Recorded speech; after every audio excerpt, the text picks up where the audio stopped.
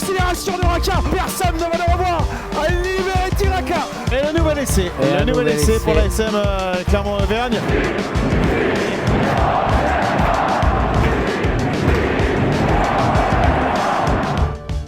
Salut et bienvenue dans l'épisode 9 de la saison 3 du podcast Ici Montferrand, le podcast qui s'intéresse à l'actualité de l'ASM Clermont avec dans les rôles principaux et dans un nouveau décor Christophe Buron et Didier Cros. Messieurs, bonjour. Bonjour Martial. Bonjour Martial. Bonjour. Alors la question du jour, le derby face à Brive sera-t-il un tournant dans la saison ? Rapide tour de table si j'ose dire. Christophe, est-ce que ce sera un tournant dans la saison ? Oui, assurément. Et Didier ? Non, je ne le crois pas. Alors le match aura lieu à Brive samedi après-midi, il opposera donc une équipe en pleine bourre, c'est-à-dire l'ASM Clermont qui vient de battre la section paloise, c'était au Michelin samedi soir, et puis une équipe de Brive qui elle vient d'enchaîner 2 défaites à Montpellier et face à Toulouse à domicile. Est-ce qu'un tournant à la 7e journée du top 14, est-ce que c'est pas un peu trop tôt, Christophe ? C'est le premier tournant d'un grand tour de circuit. Je pense que ça l'est, moi, parce que Clermont a beaucoup joué à domicile cette saison. Alors c'est vrai que tu l'as dit, ils sont en pleine bourre, donc c'est une bonne dynamique, 3 victoires consécutives au Michelin, avec des prestations un petit peu plus abouties à chaque fois, mais encore, il y a encore quand même des scories dans le jeu, il y a encore quelques points à améliorer. Notamment la défense ? Notamment la défense, oui, en effet. C'est un premier virage parce que malgré cette bonne dynamique, cette place de co-leader avec Toulouse et La Rochelle est quand même un peu en trompe-l'œil, de par les matchs reportés, tout le monde n'a pas le même nombre. Oui, la SM compte un match en moins par rapport à Toulouse. Un match en moins, mais il y a des équipes qui en comptent 2, donc c'est encore un peu le flou. Et je pense que cette équipe a encore trop d'incertitudes dans son jeu, dans son vrai potentiel cette saison, et qu'elle a besoin d'un succès un petit peu fondateur, et quoi de mieux qu'un derby, notamment à Brive. On rappelle quand même que oui, pour l'instant l'ASM n'a fait qu'un déplacement, c'était à Bayonne, que ça a été sa plus mauvaise prestation. On sait comment ça s'est terminé. On sait comment ça s'est terminé, Didier pourra en parler, il y était.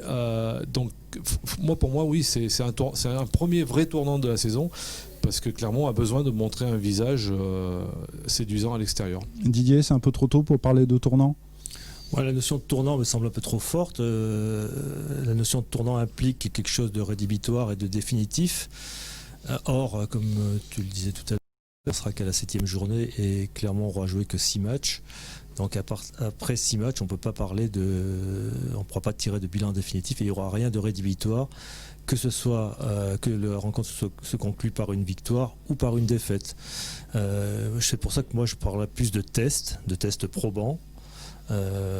Justement pour jauger les capacités et les aptitudes de cette équipe en déplacement. Est-ce que le test il n'a pas eu lieu finalement samedi face à la section paloise qui marchait plutôt bien jusque-là ? Non, je parlais de test en déplacement et sur les capacités de cette équipe à voyager. Oui, parce qu'effectivement à Bayonne c'était pas terrible. Son premier déplacement, son premier voyage à Bayonne s'était soldé par une sortie pitoyable.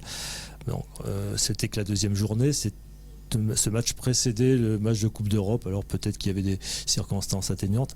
Là, on rentre dans le vif du sujet, l'équipe est montée en puissance. On attend aussi une confirmation. On peut juger une équipe sur une tendance, sur une courbe. Là, la courbe est plutôt bonne.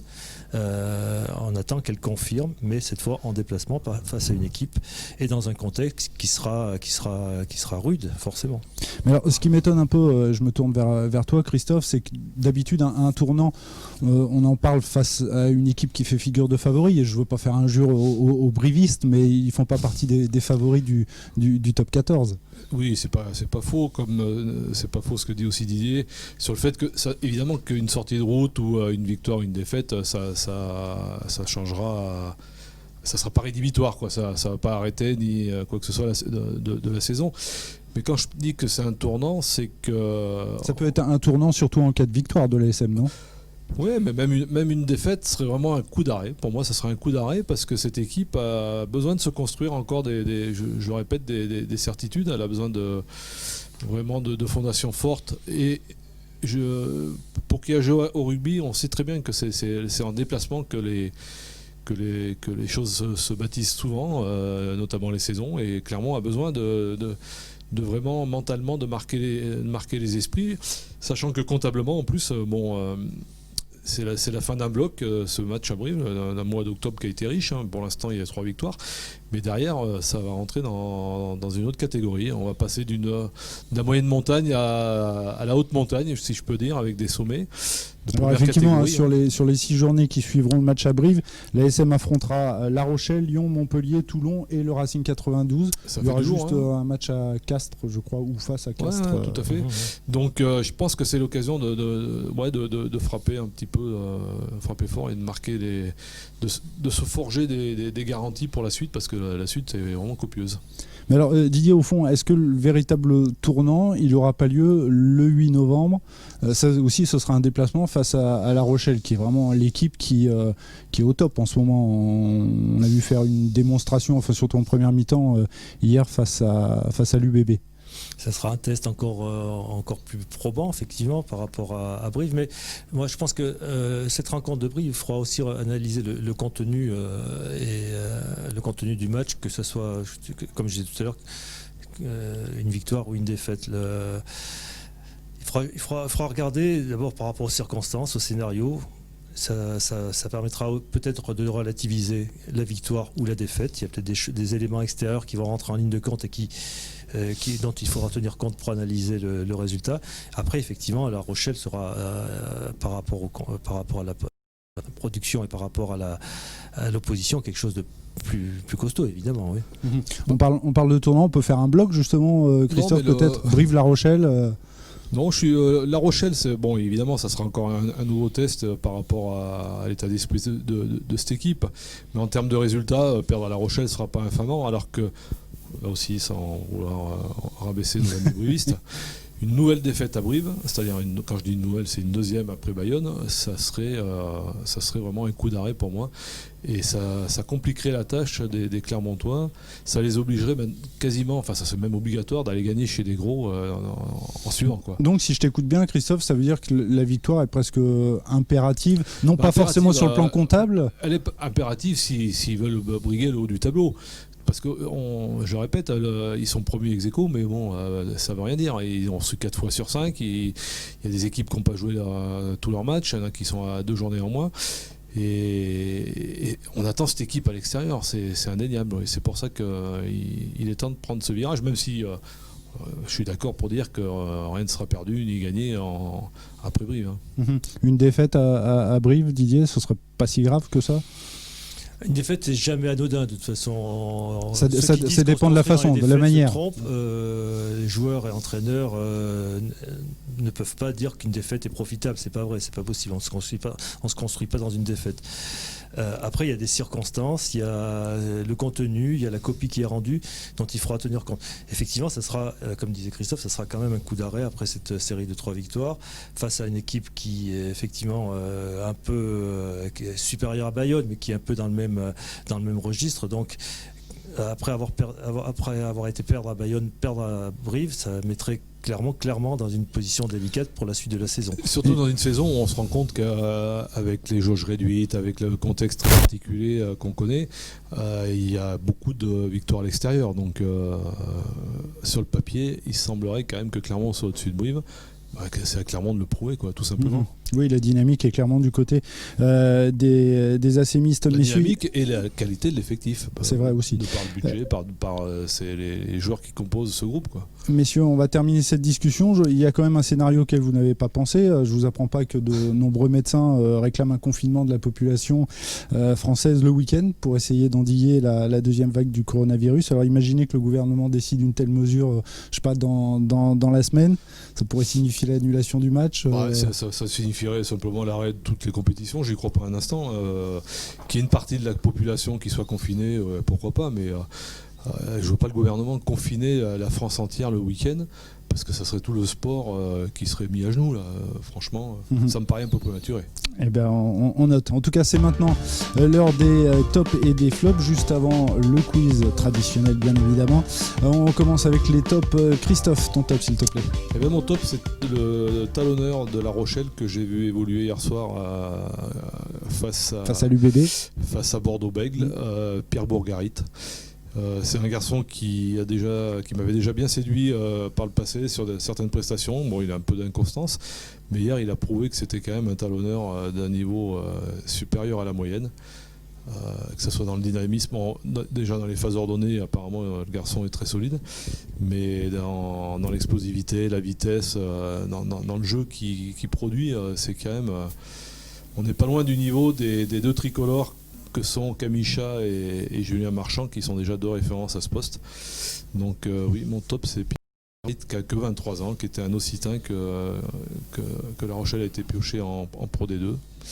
C'est une très belle pêche. À surveiller donc. Ton top, Didier, s'il te plaît. Ce sera aussi un jeune joueur, en l'occurrence le demi d'ouverture du Racing, qui a donné la victoire à son équipe en réussissant la pénalité de la gagne dans les derniers instants, et surtout en réussissant une pénalité juste avant, alors qu'il avait eu des consignes de la rater pour permettre à son équipe, parce qu'il y a eu un quiproquo sur le score qui était en fait le Racing pensait égaliser, voilà, c'est ça. Exactement, et donc il avait eu pour consigne de son capitaine de la rater, et bon, il s'est dit non, je peux pas faire ça, et il a réussi, et la suite et au final le Racing l'a emporté finalement.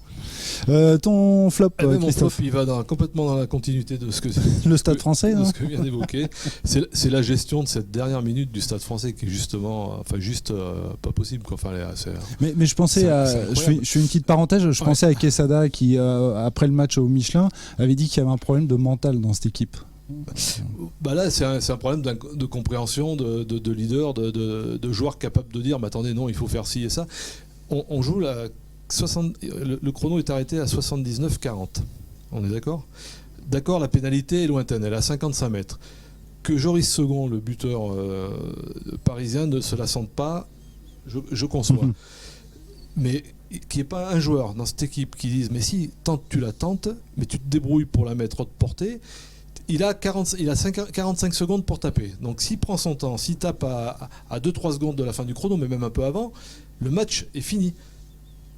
Vous comprenez ce que je veux dire ? C'est-à-dire que le ballon, si le ballon va en ballon mort et qu'il passe à 10 mètres des perches et tout, il faut juste que le Racing puisse pas relancer. Alors que d'aller en touche, c'est donner une munition. D'accord, tu as le lancé, mais c'est de se mettre en danger, te faire contrer. Et c'est ce qui est arrivé. Donc là, je comprends pas du tout la gestion de cette dernière action par le Stade Français. Tout simplement. Ton flop, Didier ?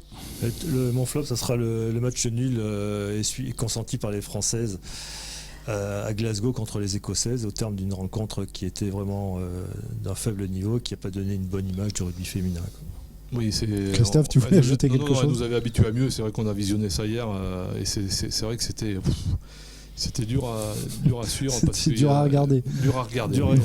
On aurait dit le rugby féminin d'il y a 20 ans, qui était loin d'avoir le niveau technique qu'elles ont aujourd'hui, parce qu'elles sont capables de 10 fois mieux. Et c'est vrai que c'était une belle purge. Voilà qui est dit. Allez messieurs, on va terminer avec le quiz. Vous allez répondre chacun à votre tour à une série de questions. La première, elle est pour Didier. Alors, quel était le surnom d'Alexandre Audebert ? Le rustre, le gringalet ou Bébert ? À ton avis ? Bébert, bonne réponse. Christophe, où est né Benoît Cabello ? Perpignan, Biarritz ou Paris ? Paris. Perpignan. C'est un Perpignanais. Didier, quelle est la profession du frère de Jamie Cudmore ? Acteur, écrivain ou chef d'entreprise ? Chef d'entreprise ? Non, acteur. il est acteur, oui, il a joué notamment dans la super production des X-Men, voilà, où il jouait Colossus, il me semble. Christophe, en quelle année Thomas Domingo a-t-il été sacré champion du monde des moins de 21 ans ? 2005, 2006 ou 2007 ? 2006. Ouais, ça tu le sais, 2006. Didier, quel était le surnom de Mario Ledesma ? Luigi, Super Mario ou El Loco ? Super Mario. Super Mario, bien évidemment. El Loco, j'aurais bien aimé, mais bon. Christophe, combien d'essais Napoleoni Nalaga a-t-il inscrit lors de sa première saison chez les pros ? 14, 16 ou 18 ? Sa première saison. 18 en 16 matchs joués. Ah oui, c'est voilà. D'accord. Didier, quelle est la nationalité de Peseli Yato ? Néo-zélandaise, fidjienne ou australienne ? Fidjienne ? Oui, il est fidjien, il est né à Sigatoka, exactement. Christophe, qui ont été les deux grands absents de la finale de Top 14 en 2015 face au Stade Français, dont on parlait tout à l'heure ? Cudmore et Cotter, Nakaitasi et Fofana ou James et Bonner ? Il y a des couples là. Cudmore, Cotter, Nakaitasi, Fofana, James et Bonner. Bah, c'est Codemore-Kotor. Attends, En 2015, face au Stade Français. t'as dit Codemore et qui? J'ai dit Cudmore et Cotter, Nakaitasi et Fofana, Il n'y est plus en 2015. James et Bonner. Kotter n'est plus entraîneur et Codemore est dans les tribunes. C'est ça la question? Alors la réponse est Nakaitasi et Fofana qui n'étaient pas là à la finale 2015. Ah bah, il n'y a pas Codemore et Kotter. Alors écoute, on vérifiera avec les Fofana, oui, je savais qu'il n'était pas là non plus. ceux qui ont fait la fameuse boîte de jeu qui a été commercialisée en 2000 par les éditions Renoir et d'où sont tirées ces questions. Alors on vérifiera pour la semaine prochaine. Didier, Ah bah, Kotter n'est plus entraîneur, ça c'est sûr. Didier, en provenance de quel club Gerhard Vossloh est-il arrivé à l'ASM en 2011? Castres, Brive ou Dax? Brive, où il a joué 3 saisons. Dernière question pour Christophe. Quelle équipe détenait le record de victoires consécutives à domicile avant l'ASM Clermont? Béziers. Toulouse, le Stade Français ou Toulon? Ah oui, alors donc c'est le Stade Français. Le Stade Français avec 60 victoires d'affilée. L'ASM c'était, je sais plus, 77. 60, moi je m'étais arrêté à 73 alors tu vois. 77. Bah t'as dû rater les 4 dernières. Voilà. 77. Précisons donc toutes ces questions sont tirées donc d'une boîte de jeu qui a été commercialisée en 2015 par les éditions Au Revoir, que tu as retrouvé dans tes cartons et que tu as eu l'amabilité de me transmettre, voilà, qui m'aide un petit peu pour les quiz. Messieurs, merci beaucoup. Je vous rappelle que bien évidemment vous pouvez nous retrouver sur les différentes plateformes de podcast et sur notre chaîne YouTube. Messieurs, merci beaucoup et à bientôt, à la semaine Merci, prochaine. au revoir. Ciao. Au revoir, Marcel.